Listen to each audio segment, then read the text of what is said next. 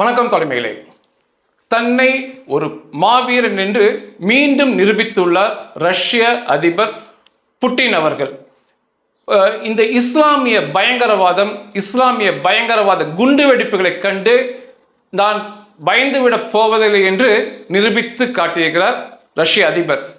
வருகின்ற 4ஆம் தேதி 5ஆம் தேதி டிசம்பர் 4, 5 அந்த தேதிகளில் ரஷ்ய அதிபரின் வருகை, இந்தியாவிற்கான வருகை உறுதிப்படுத்தப்பட்டுள்ளது. பொதுவாக ஒரு தேசத்தில் குண்டு வெடித்த சமயத்தில் நிச்சயமாக பிற நாட்டு தலைவர்கள் வருவதற்கு யோசிப்பார்கள். அதுவுமே புட்டின் போன்ற நம்பர் 1 அந்தஸ்தில் இருக்க தலைவர்கள் நிச்சயமாக யோசிப்பாங்க.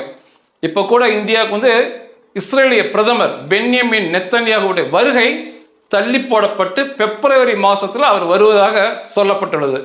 இந்த ஜனவரி 26 ஐரோப்பிய தலைவர்கள், ஐரோப்பிய கூட்டமைப்பின் தலைவர்கள் இந்தியாவுக்கு வருகிறார்கள். இந்த குடியரசு தின விழாவிற்கு அது வருகிறார்களா இல்லையான்னு சொல்லி இன்னும் உறுதிப்படுத்தவில்லை. தலைநகர்லேயே குண்டு வெடிச்சிருக்கு. அந்த குண்டு வெடிப்பு ஆட்கள் தொடர்ச்சியாக இப்பொழுது வரை கைது செய்யப்பட்டுள்ளார்கள்.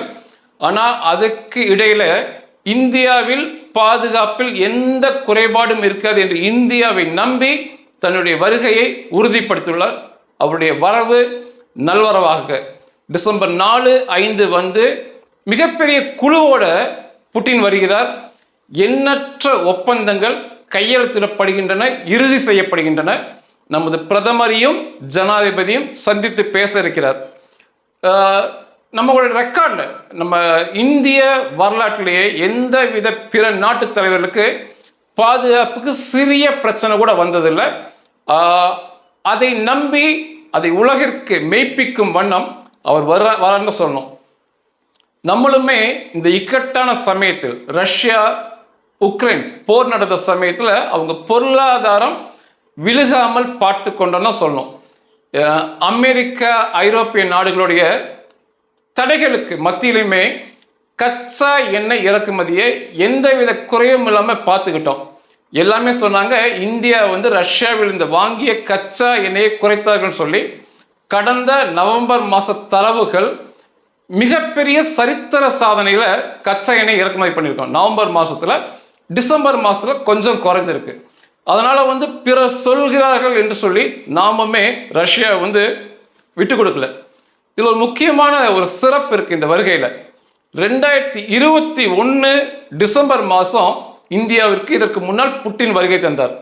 இங்கே வந்துட்டு போனோன்னே, அதாவது 3 மாதம் தள்ளி 2022 பிப்ரவரியில் உக்ரைனை தாக்க ஆரம்பித்தார்கள் ரஷ்யா. இந்த வருகை இந்தியாவிற்கு வந்துட்டு போனோன்னே இப்போ இந்தியாவுக்கு வராது, அந்த போர் நிற்கப் போகிறது. ஆக மொத்தம் அந்த போர் ஆரம்பமாகும் போதும் இந்தியாவுக்கு வந்திருந்தார். இப்போ முடிய போகிறது. அப்போவுமே அவருடைய இந்தியா வருகை மிக சிறப்பானதாக இருக்கும். உலகத்திலேயே மிக பாதுகாப்புக்கு உரிய நபர் புட்டின். இஸ்லாமிய பயங்கரவாதத்தை வேறறுத்தவர். மேலும் அமெரிக்கா மற்றும் ஐரோப்பிய நாடுகளின் பொறாமை கண்ணில் இருப்பவர் புட்டின் அவர்கள். இந்திய அரசு தலை சிறந்த பாதுகாப்பை அவர் கொடுத்து பத்திரமாக வரவேற்று பத்திரமாக வழியனுப்ப வேண்டும்.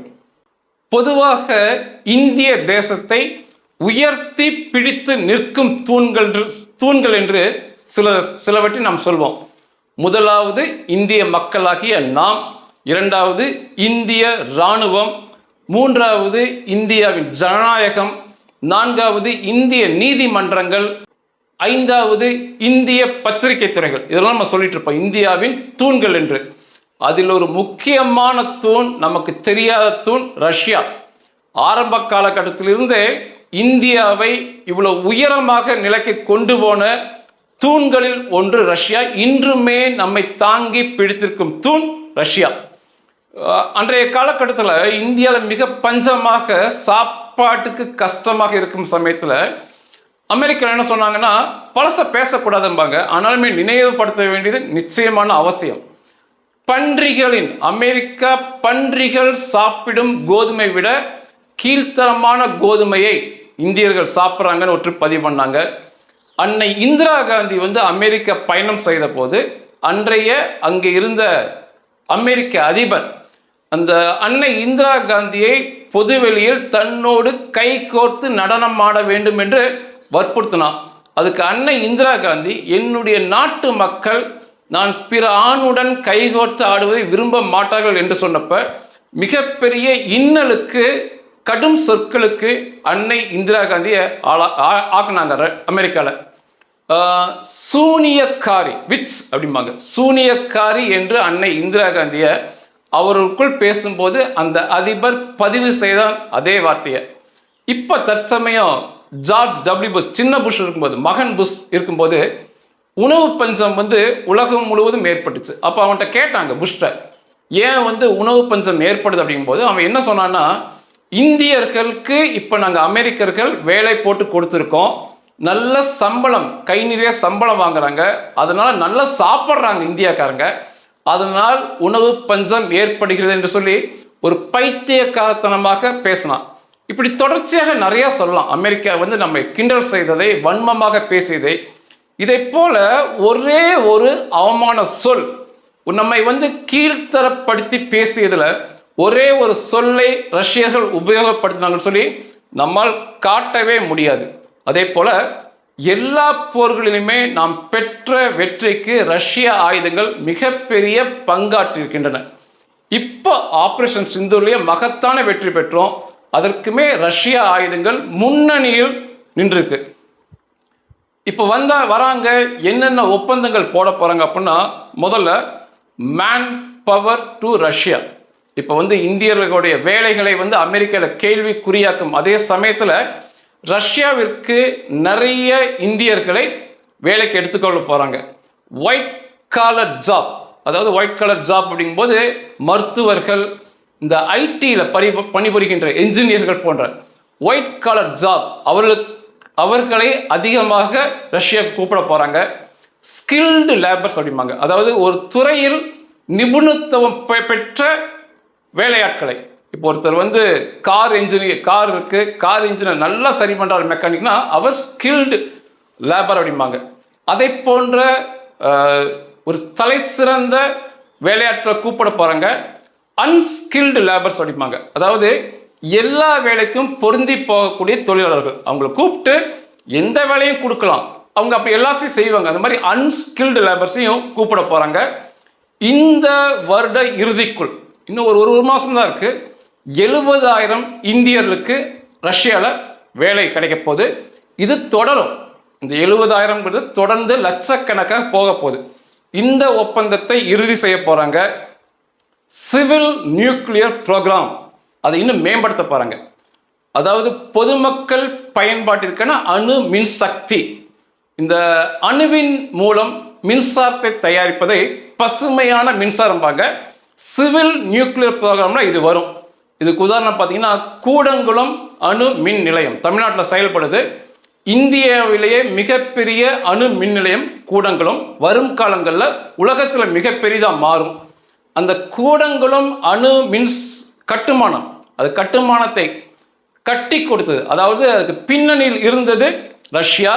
அந்த கூடங்குளம் அணு மின் நிலையம் தொடர்ச்சியாக செயல்படுவதற்கு ஃபியூயல் பண்டல் அப்படிம்பாங்க, அந்த யுரேனியத்தில் செய்யக்கூடிய மூலப்பொருள் செய்யக்கூடிய எரிபொருள் கரும்பு கட்டு மாதிரி வரும், அதை தொடர்ச்சியாக நமக்கு அனுப்பி கொண்டிருப்பது ரஷ்யா. அந்த சிவில் நியூக்ளியர் ப்ரோக்ராம் இன்னும் அதிகப்படுத்துவது, இந்தியா பூராமே இன்னும் கட்டுமானங்களை கட்டி இந்தியாவிற்கு தங்கு தடை இல்லாமல் மின்சாரத்தை எடுக்கும் வழி செய்வது, அதையும் பேச போறாங்க. அமெரிக்காவுமே இந்த போல சிவில் நியூக்ளியர் ப்ரோக்ராம், அணு கட்டுமானங்கள், மின்சார அணு கட்டுமானங்களை கட்டித்தராங்க. நீங்க விலையை பார்த்தீங்கன்னா 10 மடங்குக்கு அதிகமாக நம்ம அமெரிக்கா கொடுக்கணும். ஒவ்வொரு கட்டத்திலுமே அவங்க கிட்ட லைசன்ஸ் வாங்கிக்கிட்டே இருக்கணும், அவங்க கிட்ட அனுமதி பெற்றுக்கொண்டே இருக்கணும். அது எதுவுமே ரஷ்யாவில் அந்த அளவுக்கு இக்கட்டெல்லாம் எதுவுமே கிடையாது. கட்டி கொடுத்து ஒரு சீப் அண்ட் பெஸ்ட் அப்படிம்பாங்க, குறைவான விலையில் நிறைந்த தரத்தில் அணு மின் நிலையத்தை கட்டி கொடுப்பது, தொடர்ச்சியாக செயல்பட வைப்பதில் இன்னைக்கு உலகத்தில் நம்பர் 1 ரஷ்யா தான். அதையுமே இன்னும் அதிகமாக இந்தியா பொருள் கட்டுவதற்கு பேச போறாங்க. கச்சா எண்ணெய் இறக்குமதி மற்றும் எரிவாயு இறக்குமதி இன்னைக்கு மிகப்பெரிய வேலை கொடுக்கும் தொழிலாக கச்சா எண்ணெய் சுத்திகரிப்பு நிலையம் இந்தியாவில் செயல்படுது. இந்திய அரசு சார்ந்தது, தனியார் சார்ந்தது. இந்தியா ரஷ்யாவிலிருந்து அந்த கச்சா எண்ணெய் மூலப்பொருளை வாங்கி அதை தரம் பிரித்து சுத்தப்படுத்தி மிக பிரம்மாண்டமான தொழிற்சாலைகள். இப்படி கச்சா எண்ணெயை சுத்தப்படுத்தும் தொழிற்சாலையிலேயே உலகத்திலேயே மிகப்பெரியது இந்தியாவில் தான் இருக்கு. அது ரிலையன்ஸுக்கு சொந்தமானது. அதற்கு இணைய எங்கேயுமே இல்லை. அநேக ஆயிரம் லட்சக்கணக்கான மக்களுக்கு இந்த துறையில வேலை வாய்ப்பு கிடைக்குது. அதுவுமே இன்னும் அதிகப்படுத்துவது, இன்னும் அதிகமான கச்சா எண்ணெய் ரஷ்யாவிலிருந்து வாங்கி பிரித்து சுத்தப்படுத்தி உலகம் பூரா ஏற்றுமதி நம்ம பண்ண போறோம். இந்தியாவுக்குள்ளுமே நம்ம அதை பயன்படுத்தி கொள்ள போறோம். இது மிகப்பெரிய வேலை வாய்ப்பு உள்ள துறை. இந்தியா நல்லா சம்பாதிச்சுட்டு இருக்காங்க. இதை இன்னும் மேம்படுத்துவதை பற்றி பேச போறோம். அதே போல வரும் காலங்களில் ரஷ்யா இந்தியா இடையேயான பொதுவான ஏற்றுமதி இறக்குமதியை பல மடங்கு அதிகப்படுத்துவதை பற்றி இறுதி செய்ய போறாங்க. இனிமேல் வர்த்தகம் செய்யும் போது உள்ளூர் ரூபாய்களில், அதாவது ரஷ்ய ரூபாய் மற்றும் இந்திய ரூபாய் மட்டுமே இதில் பயன்படுத்தப்படும். இனி டாலர்களை நம்பி செயல்பட வேண்டியிருக்கிறது. அதை இறுதி செய்ய போறாங்க. பொதுவான வங்கி இப்பொழுது ஒயர் டிரான்ஸ்ஃபர் அடிப்பாங்க. ஏற்றுமதி இறக்குமதி செய்யும் போது பணத்தை பெற்றுக்கொள்ள அமெரிக்கா மற்றும் ஐரோப்பிய நாட்டு நிறுவனங்களுடைய அந்த ஒயர் டிரான்ஸ்ஃபரை நம்பி இருக்கணும். அதை எடுத்துவிட்டு இந்தியாவிற்கும் ரஷ்யாவிற்கும் என்று இதற்கென்று சிறப்பான வங்கிகளை ஏற்படுத்துவது, உள்ளூர் பணத்தை பயன்படுத்துவது, உள்ளூர் வங்கிகளை உபயோகப்படுத்துவது, இதை பேசி இறுதி செய்ய போறாங்க. இதுக்கப்புறம் மிக முக்கியமானது, ரஷ்யா அப்படின்னாலே நமக்கு டிஃபென்ஸ் அப்படிதான் ஞாபகம் வரும். ஒரு காலத்துல இந்திய இராணுவத்தில் பயன்படுத்தப்பட்ட 60-70% பொருட்கள், ஆயுத பொருட்கள் ரஷ்யாவுடையது. அது எந்த மாற்று கருத்துமே இல்லை. இப்ப போருக்கு அவங்க உக்ரைன் கூட சென்றனால அவங்களுடைய ஆயுத ஏற்றுமதி குறைஞ்சது. இனி வரும் காலங்களில் மிக அதிகப்படுத்த வேண்டும் என்று அவருக்கு எண்ணம் இருக்கு. அது சம்பந்தமாகவுமே இறுதி செய்ய போறாங்க. முதல்ல எனக்கு இதுல பிடிச்சது Su-57 போர் விமானங்கள். இதை பேசி இறுதி செய்ய போறாங்க. முதல் கட்டமாக ரஷ்யாவிலிருந்தே Su-57 போர் விமானத்தை கணிசமான எண்ணிக்கையில் வாங்குவது. அதற்கப்புறம் இந்தியாவும் ரஷ்யாவும் இணைந்து இந்தியாவிற்குள் தொழிற்சாலைகளை நிறுவி இந்த Su-57 மிக அதிக அளவில் எண்ணிக்கையில் உற்பத்தி செய்து இந்தியாவும் பயன்படுத்தி கொள்ள வேண்டும், ரஷ்யாவும் பயன்படுத்தி கொள்ள வேண்டும். அதை மீறி உலகம் முழுவதும் ஏற்றுமதி செய்ய வேண்டும். இந்த Su-57 போர் விமானத்தை மிக சிறந்த 6ஆம் தலைமுறை போர் விமானமாக, ஆனால் திட்டமிட்டு அமெரிக்கா ஐரோப்பிய நாடுகள் பொய் பிரச்சாரம் செய்து இந்த Su-57 போர் விமானம் ரஷ்யாவை தாண்டி வெளியே விற்காத மாதிரி பார்த்துக்கிட்டு இருக்காங்க. இது நிச்சயமாக முறியடிக்க வேண்டும் என்ற திட்டம் இருக்கு. இதை இறுதி செய்ய போறாங்க. அதற்கடுத்து S-400 இந்த வான் பாதுகாப்பு சாதனம், தாக்கும் சாதனத்தை இன்னும் 5 தொகுப்புகள் வாங்குவது. S-400 ஒன்று தெரிஞ்சுக்கங்க, அது ஒரு மிகப்பெரிய தொகுப்பு. S-400ங்கிறது அதில் முதல்ல பவர் சக்தியை கொடுக்கக்கூடிய ஜெனரேட்டருடைய மிகப்பெரிய வாகனம் இருக்கும். ரேடார்கள் பொருத்தப்பட்ட இன்னும் மிகப்பெரிய வாகனங்கள், அதிக வாகனங்கள் இருக்கும். ஏவுகணைகள் செல்லக்கூடிய, ஏவுகணைகளை தாங்கி நிற்கக்கூடிய வாகனங்கள், பெரிய பிரம்மாண்ட வாகனங்கள் மிக அதிகமாக இருக்கும். இதெல்லாம் சேர்ந்த தொகுப்பு தான் S-400. இந்தியாவில் உபயோகப்படுத்தப்படும் S-400 தொகுப்பு தான் உலகிலேயே மிகப்பெரியது. ரஷ்யாவில் வைத்திருப்பதை காட்டிலும், ரஷ்யா ஏற்றுமதி செய்ததை காட்டிலும் இந்தியாவுக்கு கொடுத்துள்ள S-400 தொகுப்பு தான் மிக பிரம்மாண்டமானது. சண்டையில் தன்னை நிரூபித்தது. இப்போ ஆபரேஷன் சிந்தூர்ல மிகப்பெரிய கதாநாயகனாக S-400 விளங்கியது. அதை இன்னுமே 5 வாங்க போறோம். 2018 5 S-400 வாங்குவதற்கு நம்ம முதல்ல ஒப்பந்தம் போட்டோம். $5 பில்லியன். இன்னைக்கு விலை அதிகமாக இருக்கும். அன்று $5 பில்லியன் 5 S-400 வாங்க ஒப்பந்தம் போட்டோம். அமெரிக்கா மிகப்பெரிய தடைகளை இரு தேசத்துக்கு கொண்டு வந்தாங்க. S-400 இந்தியாவில் வாங்கவே கூடாதுன்னு சொன்னாங்க. அதை மீறி வாங்கினோம்.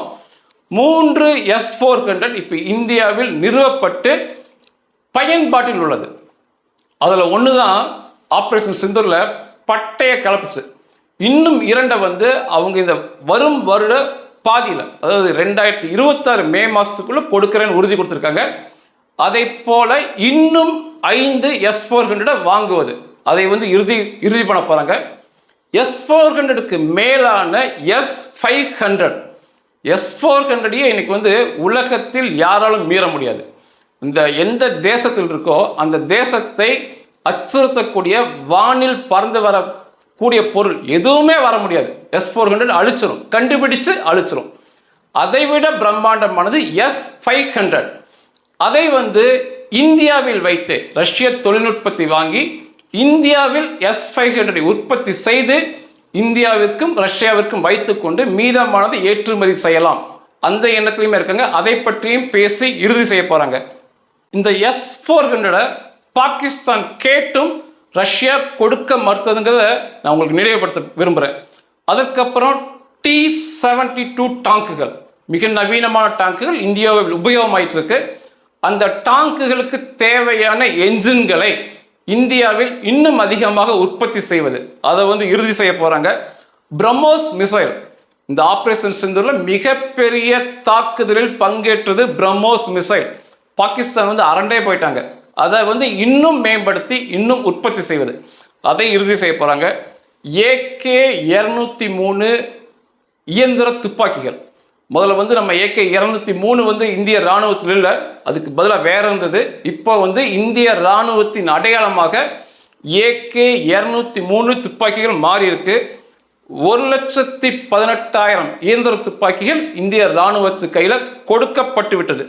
மொத்தமான ஆர்டர் வந்து 6,70,000 AK-203 துப்பாக்கிகள் இது உத்தரப்பிரதேசத்தில் தயாரிக்கிறாங்க. 6,70,000 துப்பாக்கி தயாரிக்கிறாங்கன்னா எத்தனை கோடி தோட்டாக்கள் தயாரிப்பாங்கன்னு யோசித்து பாருங்க. அதுவுமே மிகப்பெரிய வியாபாரமா, மிகப்பெரிய தொழில் வாய்ப்பா உத்தரப்பிரதேசத்தில் போயிட்டு இருக்கு. இந்த 1,18,000 கொடுக்கப்பட்ட AK-203ல் 70,000 வந்து முதல்ல ரஷ்யாலே செய்து இந்தியாவுக்கு அனுப்புனாங்க. மிச்சம் 48,000 வந்து இந்தியாவில் தான் உற்பத்தி ஆச்சு முழுக்க முழுக்க. அதற்கடுத்த இந்த 6,70,000 மிச்சம் எல்லாமே இந்தியா தான் உற்பத்தி பண்ண போறாங்க. இந்த AK-203 ஒப்பந்தத்தை இன்னும் அதிகப்படுத்தலாம், இன்னும் மிகப்பெரிய அளவில் செய்து இந்தியாவும் ரஷ்யாவும் பயன்படுத்தி ஏற்றுமதி நட்பு நாடுகளுக்கு செய்யலாம்னு சொல்லி அதையுமே இறுதி பண்ண போறாங்க. இப்படி மக்கள் பயன்பாட்டிற்கான, மக்கள் வேலை வாய்ப்பிற்கான ஆயுதம் சம்பந்தப்பட்ட அனைத்தையுமே இந்த புட்டின் அவர்களின் வருகையில் இறுதி செய்யப்படுது. ஒரு காலத்தில் வந்து நிச்சயமாக 60-70% ஆயுதங்கள் நம்ம ரஷ்யாவுடைய தான் உபயோகப்படுத்தணும், மிகப்பெரிய வெற்றியை பெற்றோம், அதை நினைவில் வச்சுக்கணும். அதே போல இந்த இந்திய தேசத்தை மேலே வளர்த்தி அது தொடர்ச்சியாக தாங்கி பிடிக்கும் தூண் அப்படின்னா வெளிநாடுகளில் வச்சு பார்க்கும்போது முதல் தூண் ரஷ்யா தான். அது எந்த வித மாற்று கருத்துமே இல்லை. அனைத்து துறையிலுமே, விவசாயம் உட்பட, ஆயுதம் உட்பட, தொழில்நுட்பம் உட்பட, ராக்கெட் ஏவுதல் உட்பட அனைத்திலையுமே ரஷ்யர்களின் பின்னணி தான் இந்தியாவை இந்த அளவுக்கு உயர்த்தி பிடிச்சுள்ளது. அதை நிச்சயமா நினைவில் வச்சுக்கணும்.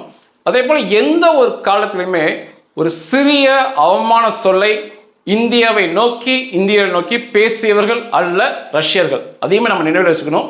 திரும்ப சொல்றேன், இவருடைய உயிர் மிக முக்கியமானது. மிக குறிவைக்கப்படுகிற நபர் புட்டின் அவர்கள். இஸ்லாமிய பயங்கரவாதிகள் மட்டுமல்ல, நயவஞ்சக அமெரிக்கா மற்றும் ஐரோப்பியர்களின் முதல் இலக்காக இருப்பவர் ரஷ்ய அதிபர் புட்டின் தான். அதனால பாதுகாப்பை பன்மடங்கு மேம்படுத்தி மிக பத்திரமாக வரவேற்று மிக பத்திரமாக அவரை அனுப்பி வைக்க வேண்டும் இந்திய அரசாங்கம். நன்றிகள்.